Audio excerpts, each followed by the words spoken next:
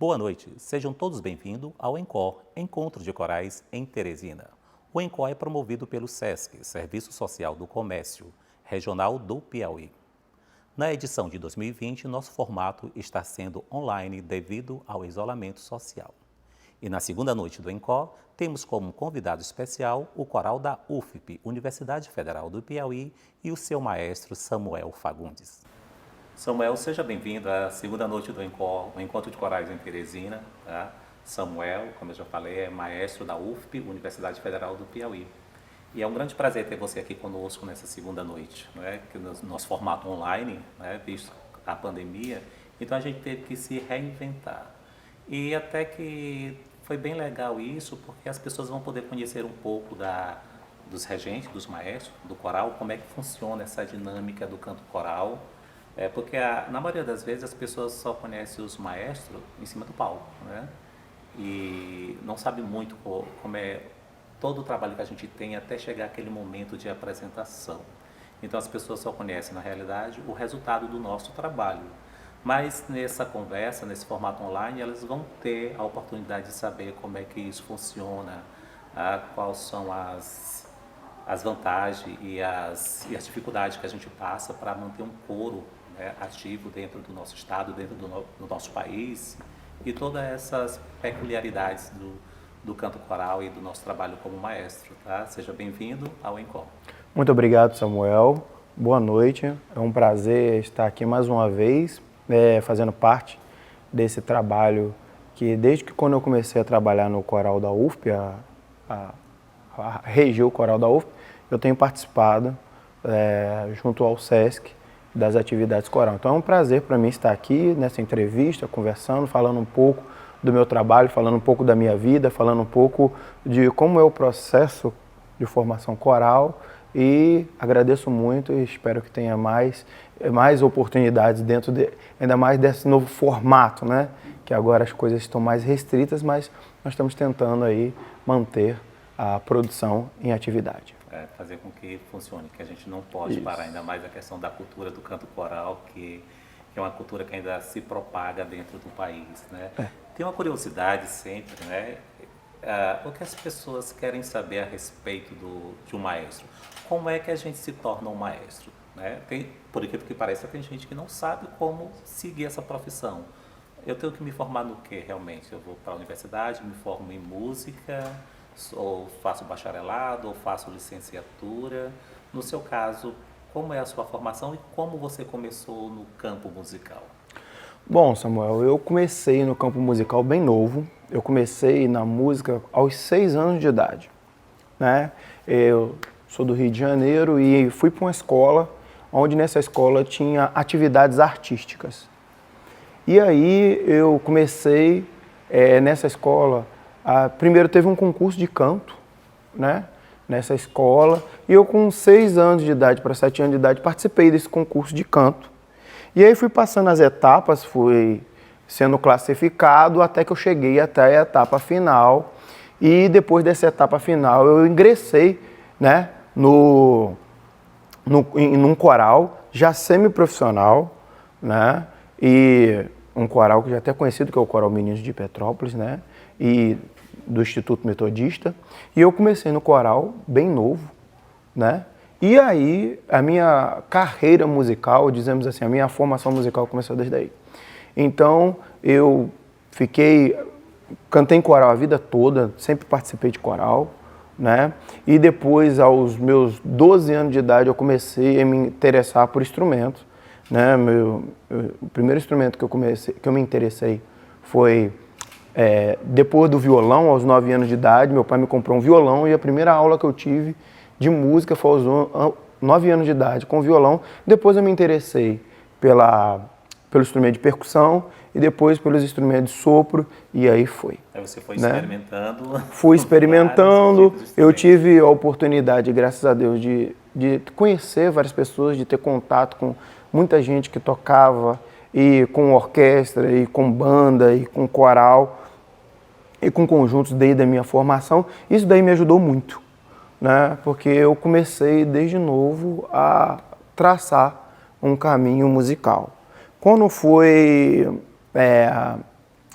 na minha juventude, início da minha juventude, aos 17 anos de idade, eu já assumi um grupo musical e daí por diante eu não parei mais, e foi quando eu realmente decidi ter como profissão, ter como, para a minha vida, a carreira de músico, né? Então eu comecei a estudar música mais a fundo com professores. Meu primeiro professor de música profissional, né, digamos assim, uma pessoa formada, foi o professor maestro Rogério Campos, né? Antes eu tive aula com outras pessoas de música, pessoas que tinham conhecimentos musicais variados. Quando eu, na minha juventude, tive aula com o maestro Zênio de Alencar, e aí fui crescendo dentro disso. Depois eu realmente quis entrar para a vida musical, e eu procurei uma pessoa que tinha uma carreira musical estabilizada e acadêmica, que passou por uma academia e que poderia me trazer uma orientação. E toda a sua trajetória musical até os 16 anos, né? Como é sabido, você é carioca, mas você estudou em Minas Gerais. Até então era no Rio de Janeiro ou você já estava em Minas? Não, quando foi com 13 anos de idade eu fui para Minas Gerais. Meus pais se mudaram para Minas Gerais. Então, dos meus 9 anos até meus 13 anos de idade, eu já tive aula de música, né? Como eu falei, eu passei a ter aula com o maestro Zênio de Alencar, com um professor que eu tinha de instrumento de sopro, que era o professor Jairo, que era um militar, né? Ele tocava na orquestra do Exército. E quando, aos meus 13 anos de idade, eu me mudei para Minas Gerais. Meus pais se mudaram para Minas Gerais. Quando eu cheguei em Minas Gerais, eu tive contato, conhecimento com outras pessoas e conheci o professor Rogério Campos. E aí foi quando eu peguei na barra da mão dele e fui com música até o fim, e também comecei a fazer cursos, né? Comecei a entrar em conservatório em Minas Gerais e fui fazendo curso de música. Depois dos meus 17 anos, que vem aquela fase do que você vai fazer na vida, né? A questão do vestibular, foi quando eu escolhi fazer o curso de música. E eu já sabia o que era, já tinha uma distinção bem clara do que era os cursos de graduação em música. Eu já sabia o que era bacharelado em música, licenciatura em música, bacharelado em regência e bacharelado em composição. Já tinha uma definição, né? E foi quando eu tive a orientação, por eu já estar trabalhando regendo, por já ter um certo trabalho musical à frente de grupos, que eu decidi em fazer o curso o bacharelado em regência musical, que na minha época não era somente regência, era regência e composição.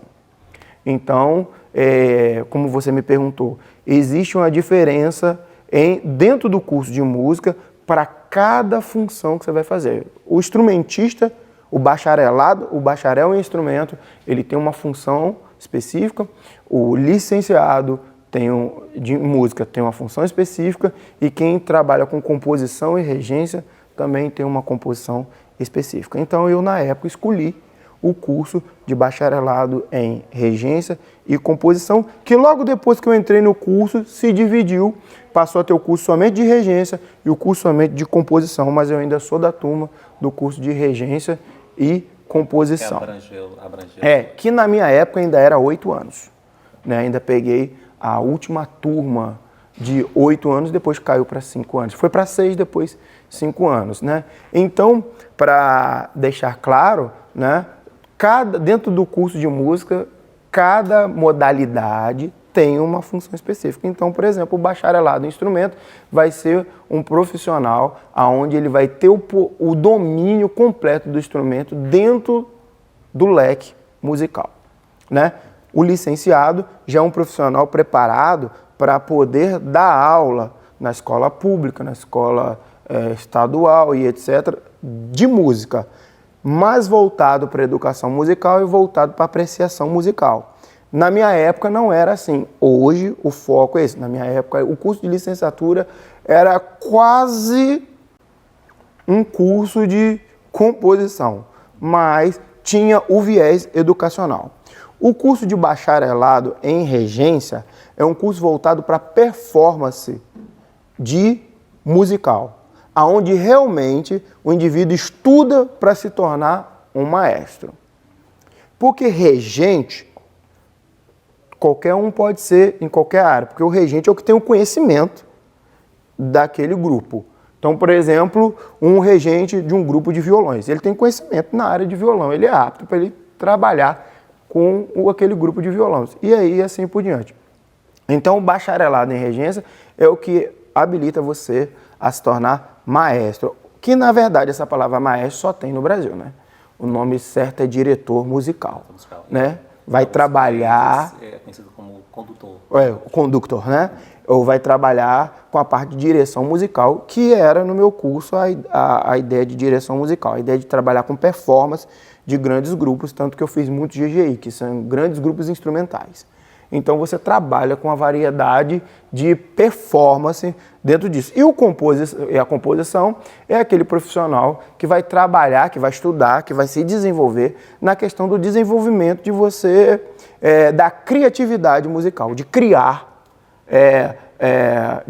músicas, de desenvolver temas, e aí é uma outra área onde também é muito importante, muito interessante, que está muito atrelado à parte da regência, tá? A composição e a regência não conseguem se separar. Eu digo que a regência ela é completa, ela abrange a parte do ensino, que não tem como você dizer que é um regente e não tem como não ensinar.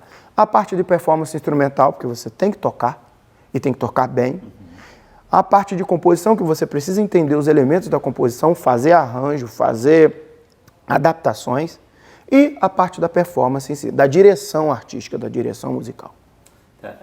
Dentro da sua função atual dentro da UFP, né, que você é professor da Universidade Federal do Piauí,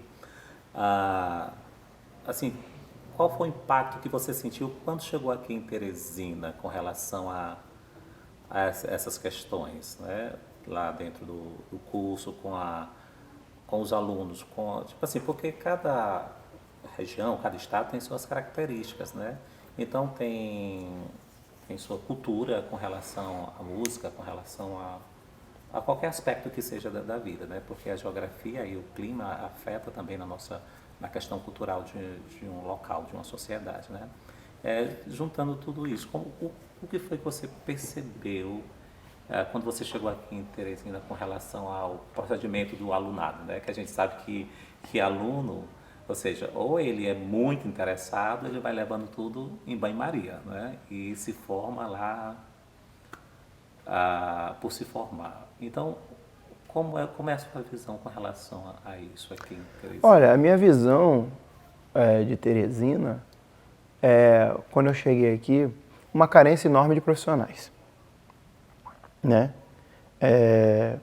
Foi o maior baque que eu tive, a maior, digamos assim, a maior experiência negativa que eu tive, a carência de profissionais. Não significa que aqui não tenha pessoas boas, talentosas, que estejam desenvolvendo trabalho. Mas poderia ter mais. O que falta são profissionais, né?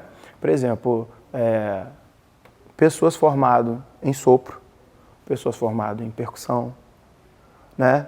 Mais pessoas formadas em canto, mais pessoas formadas em piano. Teresina tem uma ressalva. Existe uma boa escola de violão, já estabelecida.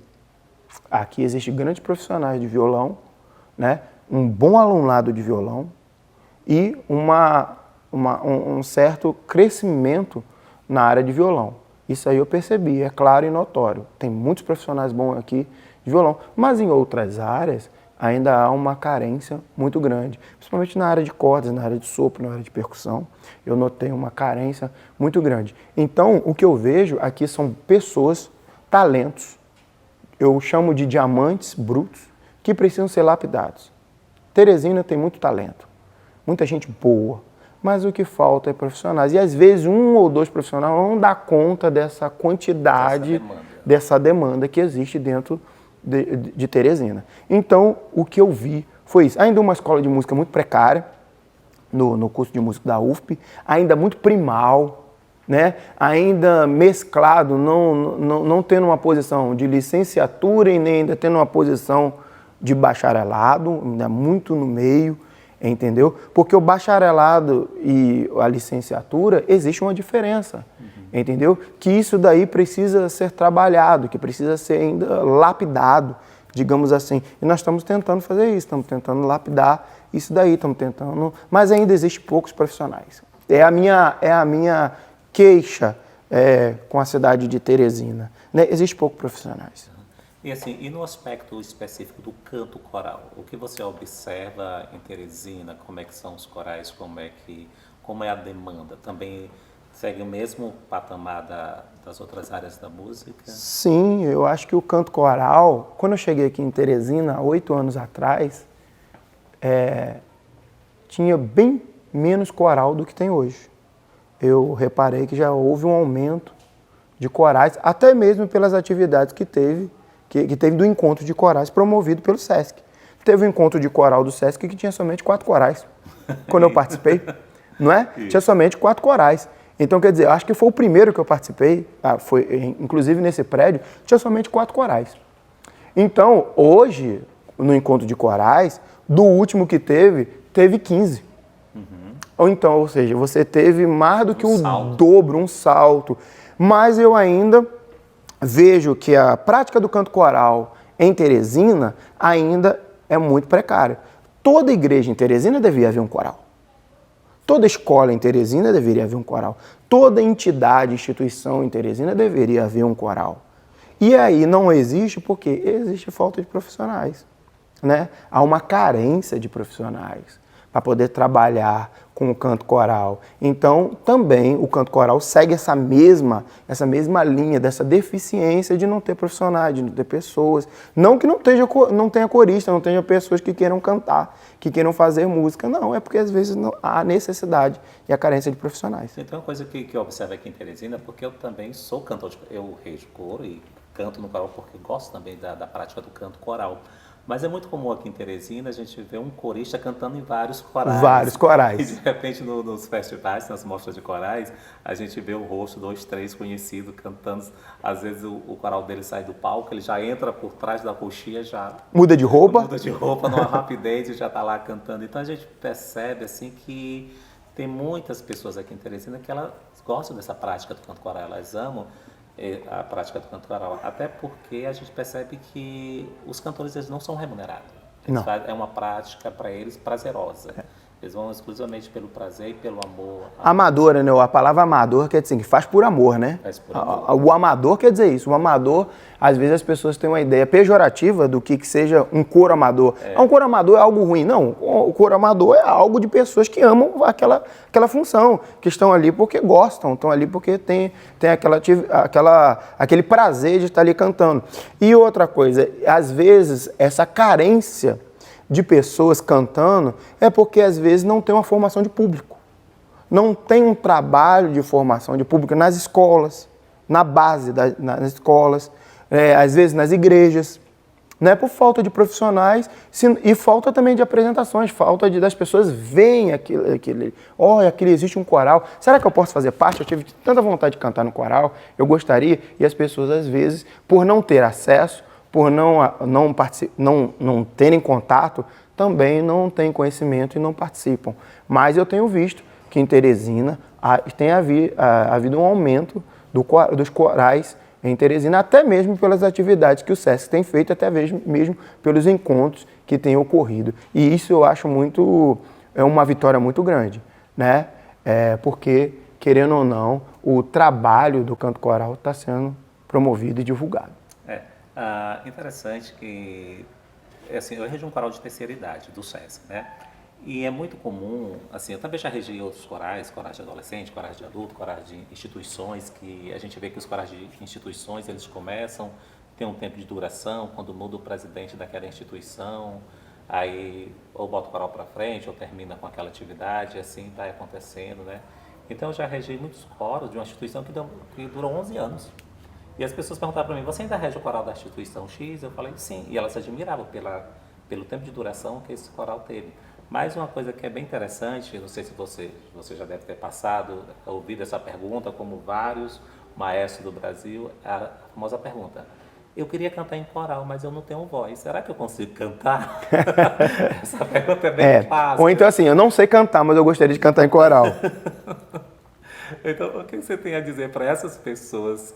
Porque, como você falou, né, as pessoas não sabem como chegar no coral, como é que faz. Eu chego lá, me apresento, canto, vou aprender. Né? Então, as pessoas ainda são alheias. Mesmo que elas tenham vontade, elas são alheias à realidade do coral, né, dos corais aqui em Teresina, até mesmo no Brasil. Bom, eu quero primeiro diferenciar, né? Às vezes algumas pessoas têm o coral como algo muito distante, né? Como a gente estava conversando antes da gravação. Para mim ter um coral, fazer um coral, eu não preciso ter um pianista com repetidor. É bom? Mas eu não preciso ter certas coisas para aquilo funcionar. Esse aspecto ideal para ter um coral, pianista com repetidor, um preparador vocal, um regente assistente e etc., isso daí é dentro de um formato de um coro profissional. Que no Brasil são raros, são pouquíssimos corais profissionais. Né? A gente tem até alguns coros profissionais, semi-profissionais, e coro de instituições, como de universidades e etc. Mas coro profissional com toda essa estrutura são poucos. Então, para essas pessoas, quando vê aquilo ali sendo apresentado, para ele tem uma visão muito distante daquilo ali. Poxa, eu não sei cantar, como é que eu vou participar daquilo ali? E, na verdade, o canto coral, ele tem, uma das características dele fundamental é a característica social. A característica de unir, de juntar pessoas, de trabalhar com o público. E aí, eu digo para essas pessoas que sim, todos são possíveis estar participando de um coral. A estar cantando num coral. A estar ali fazendo parte daquele envolvimento, daquele movimento social que é o canto. Aquele grupo ali que se desprende do seu horário, dos seus afazeres, das suas atividades para estar cantando. Então todos podem participar, todos podem fazer, todos podem estar dentro dessa atividade e participar em apresentações com grupos até profissionais. Mas às vezes nós regentes criamos essas barreiras. Nós criamos essas coisas de, um coro para ser bom tem que ter isso, tem aquilo. Não, e às vezes não. E às vezes a gente precisa ter somente uma coisa que é muito importante: força de vontade de querer fazer. E fazer bem feito. E trabalhar bem feito com as pessoas. Sabe, eu acho que isso é o mais importante para que essas pessoas que querem participar do coral venham participar. Então, todos que querem cantar no coral, que gostariam de cantar no coral, a não ser se você tiver um problema de afonia vocal que não possa usar a voz para cantar. Aí não seria recomendado. Né? Mas fora disso, todos devem participar, devem experimentar, devem estar dentro disso daí. Procurar um coro mais perto da sua casa, dentro do lugar que você mora, ou na instituição onde você congrega, instituição religiosa ou instituição de trabalho, e participar. Se você me permite um relato, né? Na realidade aqui o entrevistado é você, quero ver sua opinião, mas tem uma coisa que eu queria abrir um parênteses para falar. Como regente, eu já regi coro infantis, coro adulto, coro de terceira idade, então eu já passei por várias faixas etárias dentro da prática do canto coral. Então, o que eu observo é que coro infantil, as crianças elas se jogam, elas não têm vergonha de errar. E por não ter vergonha de errar, elas aprendem mais rápido. Não é? Então, o SESC ele fez um experimento há uns 12 anos atrás, que foi lançado um livro, Canto, Canção, Cantoria, como formar um coro infantil. Esse livro é uma receita. Então, ele tinha uma coisa bem interessante que ele dizia o seguinte, quanto mais criança você tiver no coro, mais estimula mais outros a participarem. Exatamente.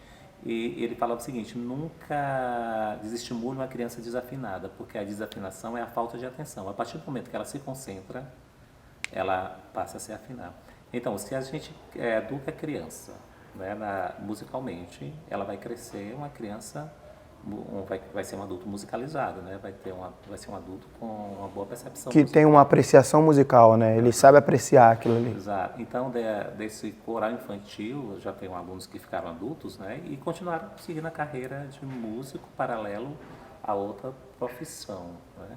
Então, é bem interessante isso que você falou com relação às pessoas que têm vontade de cantar em coro, que se achegue a um coro próximo da sua casa, ou até Sim, coro participe. de instituição, especialmente coros universitários, porque as pessoas elas tendem a pensar que somente alunos universitários participam do coro, né? E não é. Não É o caso nosso no coral da UFP.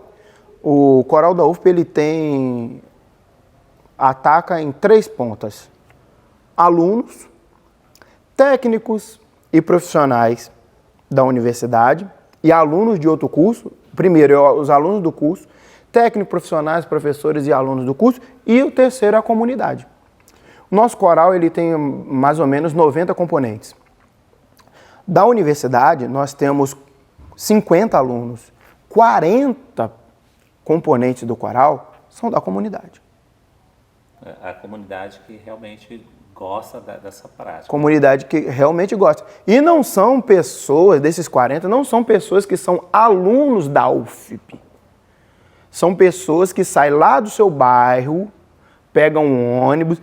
Eu tenho gente que é de Timon e que canta no coral da UFP. Timon, para quem não sabe, é a cidade vizinha do Maranhão. Ou seja, sai de sua casa, pega uma condução para vir ensaiar, participar, estar ativo dentro dessa atividade. Então, como você estava falando, eu tenho uma experiência também de trabalhar com coral, desde coro infantil até coro. Teve uma fase da minha vida que eu atuei muito em coro profissional, entende? Mas paralelamente eu estar atuando no coro profissional, eu sempre regi coro amador de instituição, né? E para mim, na minha experiência, os melhores corais que eu já trabalhei, que eu já regi, e o que eu tive, digamos assim, fiz uma melhor performance, uma coisa mais prazerosa, uma coisa bem feita, foi com coros amadores. Né? Eu me lembro que eu fui convidado uma vez para fazer uma apresentação onde tinha 200 crianças para cantar. E junto dessas 200 crianças tinham mais de 200 adultos para cantar. E foi uma experiência muito interessante, porque eu nunca tinha trabalhado ainda os 2 grupos juntos. Eu sempre trabalhei separado. Trabalhava com crianças, trabalhava com adultos, mas nunca os 2 juntos. E foi uma experiência muito, muito gratificante. Essa foi a primeira que eu tive. Daí por diante eu passei a ter outras experiências. E eu vi o quão rico e como iguala o coral. Você está trabalhando a mesma performance, você está trabalhando com adulto, a mesma qualidade vocal, a mesma forma de expressão, você está trabalhando com a criança. Com um menino lá de 9 anos, 10 anos. Então, para mim, foi muito gratificante que eu vi como que o coral iguala. Como a prática coral iguala. Então, dentro da prática coral, não importa se você é um profissional do canto ou se você é aquela pessoa. A diferença do profissional do canto é que ele detém o conhecimento. Ele vai saber usar a voz de outras formas. Mas aquela pessoa que gosta de cantar e está ali por amor naquela atividade, também consegue desenvolver uma performance de grande função e que vai ser rico da mesma forma que aquele profissional. Então eu acho que o coral ele tem essa questão de igualar. Eu já tive cantores que chegaram no coral que eu regia para fazer teste, né? Teste de afinação, fazer uma audição. E era incrível como intuitivamente ele usava a técnica vocal correta. Então eu chegava a perguntar, você já teve aula de técnica vocal? Ele falou, não. Então eu não sei se ele cantava por imitação ou se por intuição. Eu ficava admirado que tinha gente que não tinha um conhecimento musical, mas naturalmente tinha uma voz super afinada, tinha um senso total da musicalidade e, mais incrível, usava a técnica sem ter a consciência que estava usando a técnica vocal para canto coral, né? E você falou sobre assim, a diversidade de corais, de igreja, tal.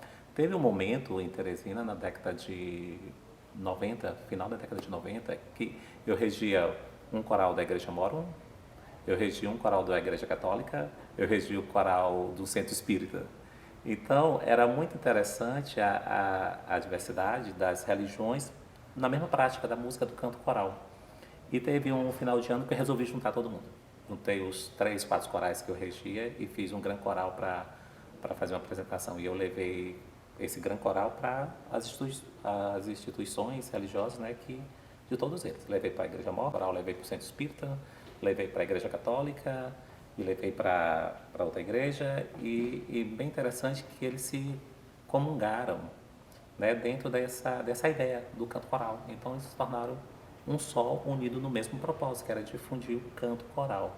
Então eu acho isso bem interessante, a capacidade que o canto coral tem de unir a diversidade de todas as formas, tanto você falou de igualar, né? Criança com idoso, pessoas de religiões diferentes. Sim, tal, tem essa propriedade. E que só o coral tem. Exato. Orquestra já não acontece isso. Isso. Né? O coral tem essa propriedade, entendeu? E eu acho que é uma das coisas mais ricas do coral.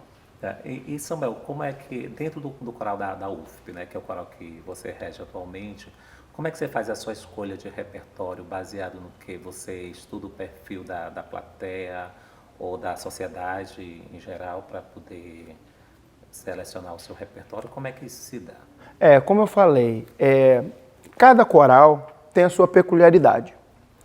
Não existe uma receita única para se trabalhar com coral, tá? Cada coral ele vai ter características próprias, ele vai ter funções e aplicações diferentes. Né? Dentro do coral da UFP, especificamente, é um coro onde engloba vários aspectos. Primeiro, o aspecto principal é trazer uma prática musical para os alunos do curso de música. Porque, como eu lhe falei, quando eu cheguei aqui, o que eu reparei é que 95% dos alunos que entravam para o curso de música não tinham uma prática de canto coral. Se eu vou entrar para um curso de licenciatura e eu não tenho conhecimento do canto coral, que é uma das práticas usadas para ensinar música, então aí já tem uma falha. Então, o primeiro objetivo do coral da UFP é trazer uma prática coral. Segundo objetivo, uma performance musical. Se eu sou músico, se eu estou no curso de música, eu tenho que fazer uma performance musical. Eu tenho que saber me apresentar, eu tenho que fazer algo de boa qualidade, eu tenho que trabalhar um repertório um pouco mais rebuscado, passar por alguns períodos e conhecer alguma coisa, nem que seja uma pincelada de algumas coisas, de alguns compositores, de alguns autores, de alguns arranjos, mas eu preciso conhecer. Então, é o segundo aspecto do coral da UFP. Terceiro aspecto do coral da UFP é divulgar a cultura coral, o canto coral e formar plateia, formar público. É um coral para formação de público. Dentro disso, através do quê? Dos concertos didáticos. A gente sempre faz concerto didático. E quinto aspecto do coral da UFP é trazer a comunidade para dentro da universidade e levar a universidade para a comunidade. Então, a gente tem esses 5 leques de avanço que o coral da UFP faz. E aí você me perguntou com relação ao repertório. É aí que entra o repertório. Eu tenho que conhecer bem o meu coro, com quem que eu estou lidando, com quem que eu estou trabalhando, para montar, para desenvolver um repertório aonde eu consiga atender essas 5 pontas que eu lhe falei. Não adianta eu trabalhar com o meu coral da UFP um repertório somente acadêmico, ou um repertório de performance muito alta. Por quê? Eu não vou atingir, às vezes, nem os próprios alunos. Porque são coisas que estão muito distantes, como a gente estava conversando nos bastidores. O repertório tem que fazer parte do cotidiano do indivíduo. Então, dentro do repertório da UFP, a minha escolha está o repertório educacional, de conhecimento, de trabalho histórico-musical, tem o trabalho da música brasileira, da música popular e o trabalho de formação de público e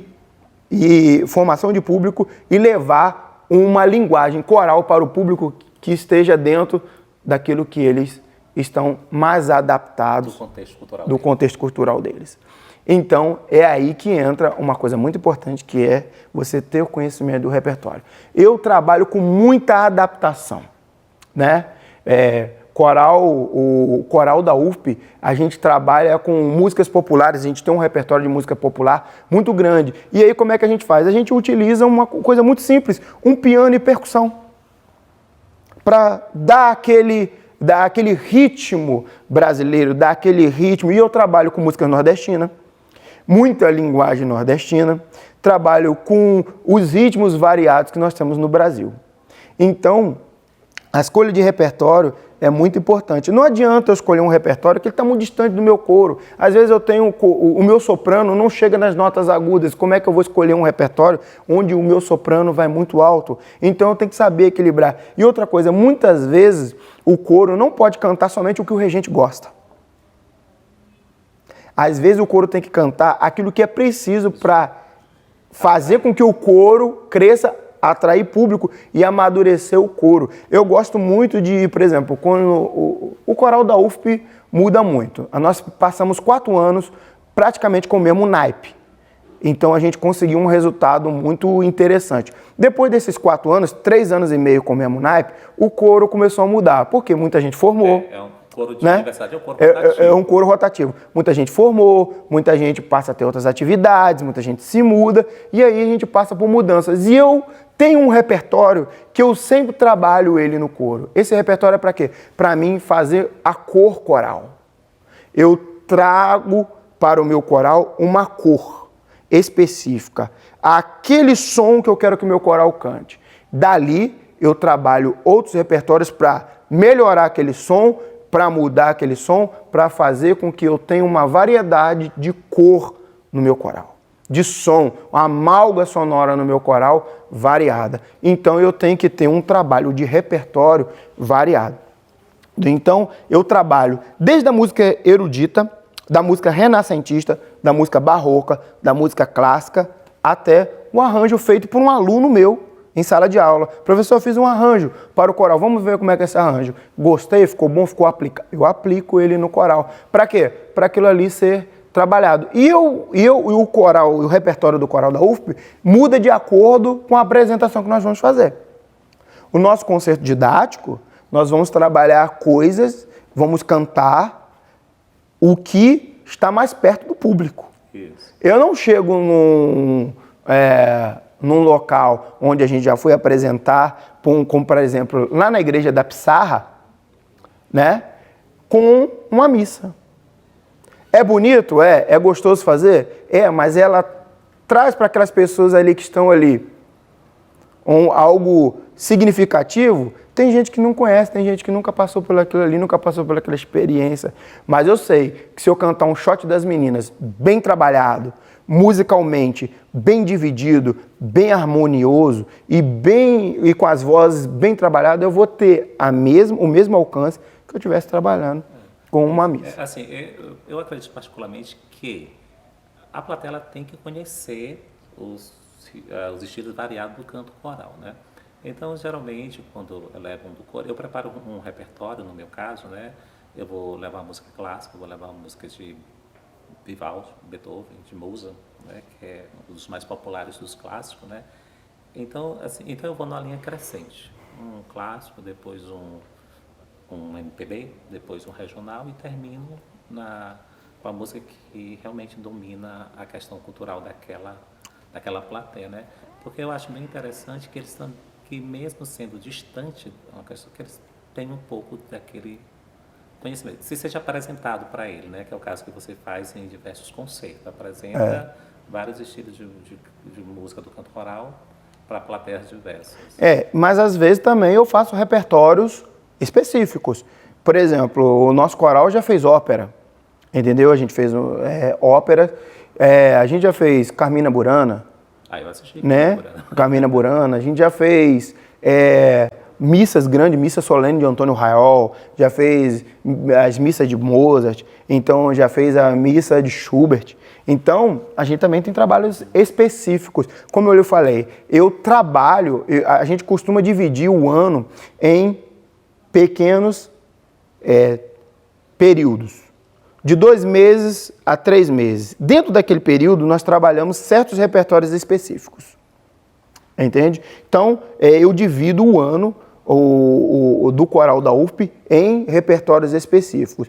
E, dependendo da onde eu vou apresentar, da função, eu utilizo aqueles repertórios. Mas nós temos sempre um desafio por ano. O que é o desafio? É nós trabalharmos um repertório de alta performance para desenvolvimento dos cantores, dos coralistas. Isso daí não importa se a pessoa não tem conhecimento musical ou tem conhecimento musical. O objetivo é a gente fazer uma performance excelente daquele repertório. Então, todo ano nós temos um desafio. Teve o ano do desafio do Carmina Burana, teve o ano do desafio do Antônio Raiol, teve o ano do desafio da ópera, e aí a gente vai trabalhando, montando esse esquema de repertório.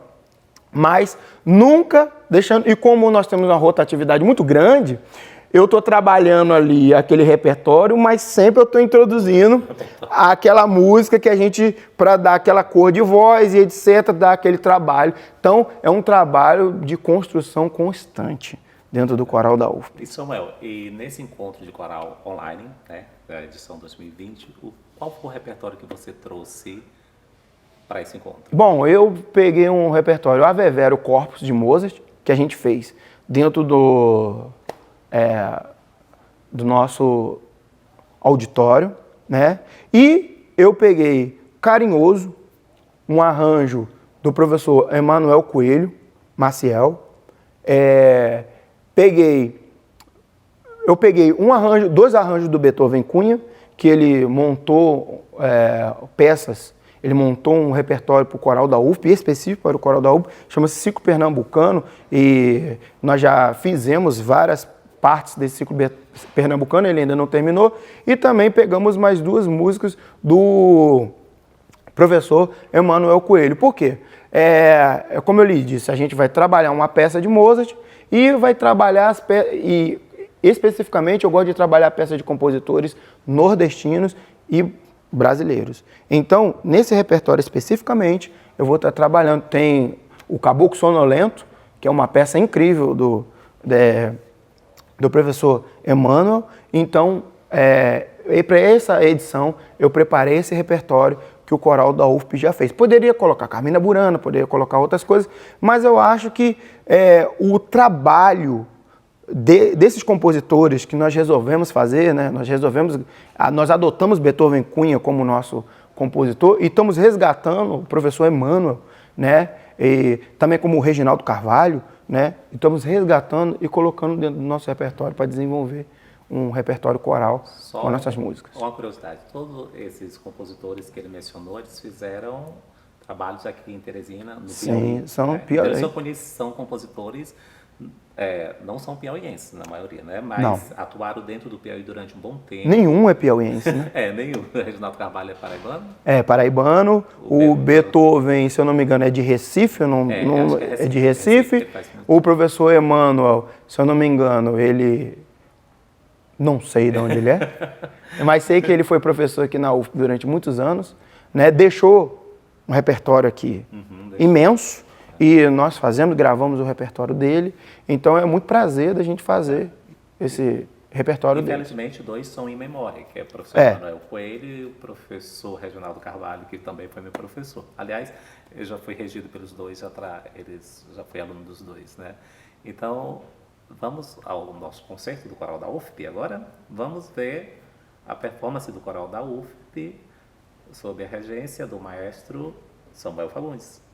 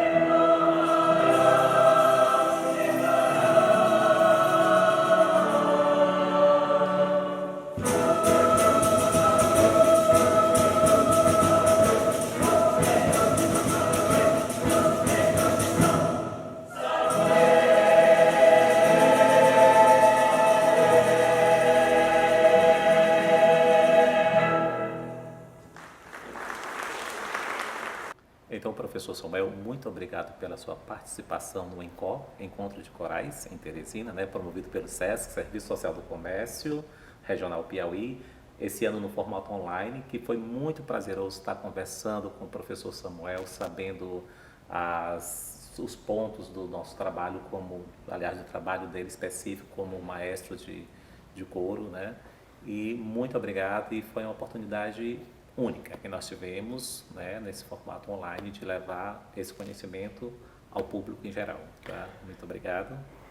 Muito obrigado, Samuel, pelo convite mais uma vez. Muito obrigado ao SESC, né, por ter convidado. Eu agradeço muito que eu possa estar contribuindo, dando a minha participação. Como eu já falei, eu gosto muito de estar participando. A gente sempre faz trabalho com o SESC, é muito gratificante. O SESC tem esse trabalho, essa preocupação, eu acho isso muito importante, essa preocupação do fomento da música coral, do fomento da música em Teresina. Né? Não só em Teresina, eu vejo que no estado do Piauí, nós mesmos já fomos convidados para fazer apresentações pelo SESC em outros lugares. Então eu fico muito grato pelo convite e agradeço a oportunidade, e estamos aí sempre para tentar contribuir, para ajudar naquilo que for preciso dentro da formação coral e da formação musical do estado do Piauí e na cidade de Teresina. Tá, muito obrigado. No próximo ano a gente se encontra no Encontro de Corais, espero no formato Espero também presencial. É mais gostoso, né? Ter a participação da plateia, o calor, os aplausos e os comentários depois das apresentações e os abraços depois da maravilhosa apresentação. Então, pessoal, muito obrigado, boa noite. Amanhã teremos o professor Vladimir Silva com coro de câmara da Paraíba, de Campina Grande, e no último dia teremos Madrigal Vox Populi com o regente Pedro Furtado. Então, até amanhã às 19h30. Boa noite. Boa noite.